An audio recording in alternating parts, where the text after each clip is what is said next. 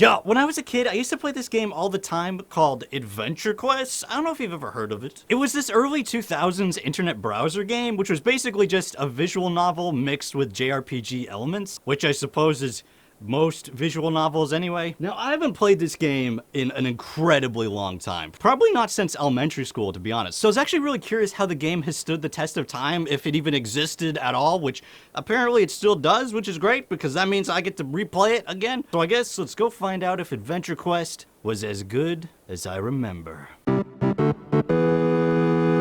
I am overdosing on caffeine, by the way, so I am a little bit wired. You look terrible. So I used to play this browser game all the time as a little kid. I couldn't actually play it at my own house because the best that we had was dial-up. That took like an hour to load a JPEG. Also, I don't even think we had internet originally when I started playing this game. But my mom actually worked at the library, so what I would do is I would go there and just spend all day just playing this game. I didn't read any books there. I mean, what?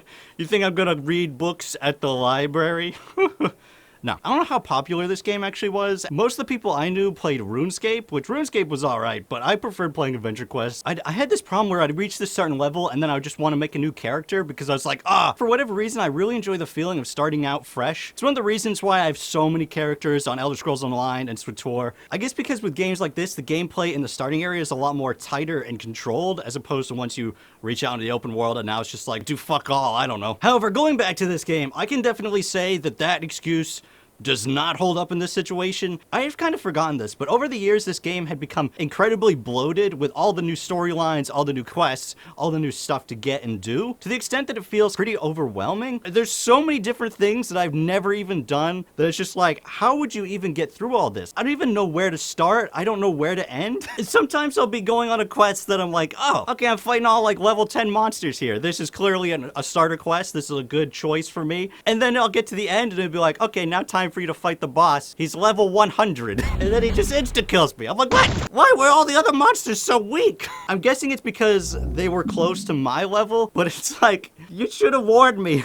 You should have told me that I was gonna spend an hour on this quest only to die instantly at the end. I'm pretty sure that a lot of the monsters are leveled to be around what your level is. So I'll be going on this quest, I'm like, oh, I'm gonna get super cool equipment when I reach the end. And then you get to the end and it's like, you have to be level 45 to get this equipment. I'm like, what? When I think about it, that quest, I think I was level 20 and all the monsters I was fighting were level like 11. Why do I have to be level 45? Why were they all level 11? Shouldn't you have just made them level 45 to start with? That would have been a clear sign that, oh, this quest is not for me. So it makes it even harder, like trying to figure out what to do, because it's like, I could do this. I could go through this whole thing to try and get this equipment, but odds are I'm not gonna be able to get it. So it just kind of puts me off from doing any of that stuff and only doing the things that I know that I can do, like the werewolf stuff, the Dracomancer stuff. Occasionally you will go to a quest where you think, oh, I can do this, and then right from the get-go, they'll be like, by the way, you need to be level 35, you need to be rank 10 fighter, you need to be a rank 10 scholar, and also fuck you. Okay, thanks, I guess. And then there are other times where you're just like playing through it. You're like, oh, this is clearly supposed to be a starting quest, right? And they're like, now that the 100 Years War is over, here's your best friend, Jimmy Johns. And I'm like, who? Who the fuck is this guy? There's even situations where you can't actually go back to the original state of things. Like, I think the town's like Granivore or whatever. You go there and your guy's like, wow, what happened to this place? I was just here yesterday and it was just a bunch of tents. And I'm like, I was not here yesterday. Also, that place, there's no, like, button to actually leave the town, so once you get there, you're just stuck, and the only way to leave is to try and get into a battle and then flee. I'm pretty sure that's what brought me home. Either way, I found a way to get the fuck out of that place. I thought I was gonna be stuck there forever. I don't know if I recorded it. I think I might have missed it, but, I started doing this quest for the Dracomancer, and right at the start, it was like, Blue Scroll of Death. I was like, oh, this is part of the quest, and it's like, the quest has failed to load properly. And because of all the meta humor in this game, I just assume that's what how the quest is supposed to go. So like I clicked OK and it took me back to town and I'm like, oh, I must not be a high enough level for this. No, the game crashed. I just didn't realize because all the humor is like that. The fact that making it as obvious as possible was still not obvious enough for this game just goes to show like how ridiculous this game can be at times. I was just like, oh yeah, that's normal. That's supposed to happen. No. So ultimately, really the only rewarding things to do in this game is to get the new equipment and to unlock specific classes. Now, at the time when I was a kid, I was really excited about the whole new werewolf class that they added, so I pretty much did mostly that while I was playing. First off, I'd like to point out that they've updated the art for the werewolf character. Originally, it looked absolutely terrible. You looked like the stupidest ass werewolf. The new one looks really epic, but I want to say possibly too epic. You get this super cool werewolf, but then if you ever get like better armor from a different class that wasn't updated, you look dumb as fuck. And it's just like, I'd rather just keep playing as the cool werewolf, man.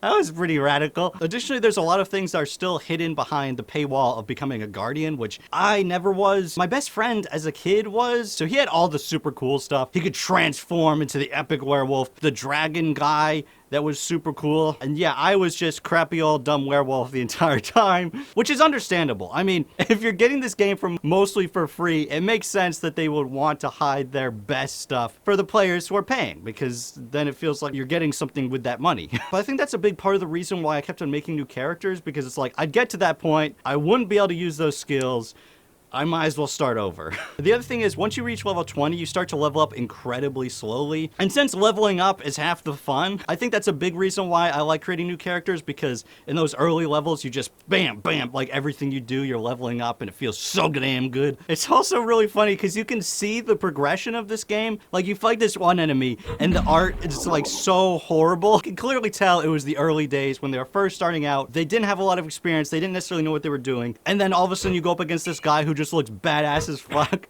Like this Batman costume that just looks so epic. Like, oh my god, that's a good looking costume. Meanwhile, you're going up against this enemy who looks like it was drawn by an 8-year-old. I think that's really part of the charm of it too. I appreciate that they didn't just replace all the arts so that way it would all look super good. You have this feeling of this was a game that's grown over the years, so you really kind of adds to that nostalgia. Also, they did replace all of the sound effects, but they still allow you to change it back to the original ones, which is what I did, because hearing those specific noises is so much more nostalgic for me. I think probably the thing that's the most dated about this game, though, has to be the humor. It's very early 2000s meme culture kind of weeb style of humor that even back then was still pretty cringy, but back then it was like cringy in a fun way. You're like, oh, that's funny.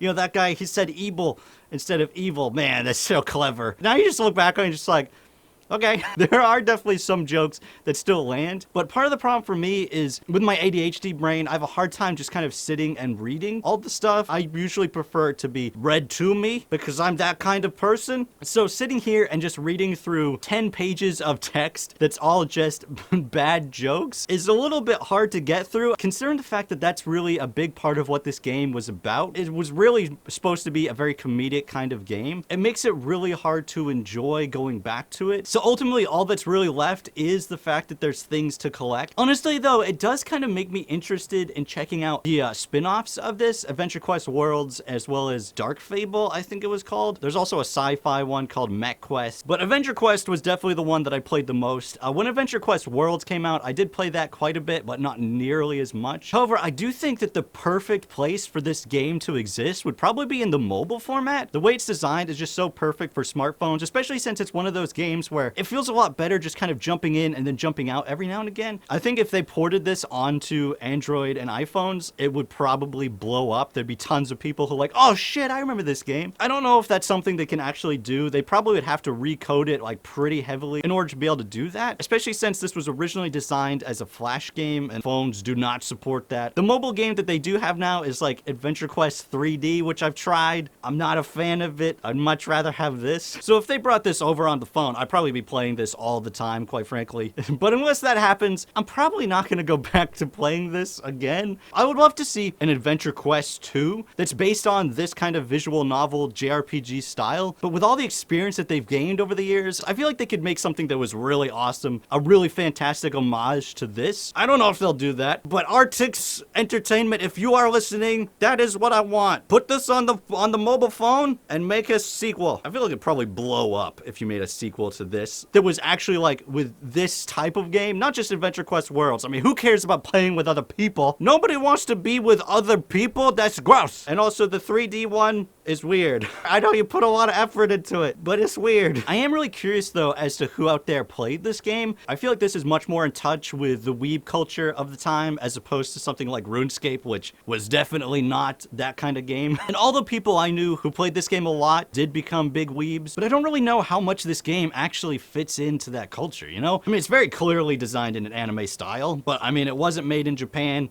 I don't really know how popular it really is. Although whenever I played Adventure Quest Worlds, there were tons of people playing that game. So I feel like there probably were a lot of people playing the original one too. I just don't really know. That's right, I don't know anything. I am a stupid man. Now I am really dizzy. That was a bad choice. I hope you enjoyed this walk down memory lane. I'll see you guys next week for another awesome video about some random subject from my childhood. Goodbye. Adventure Quest.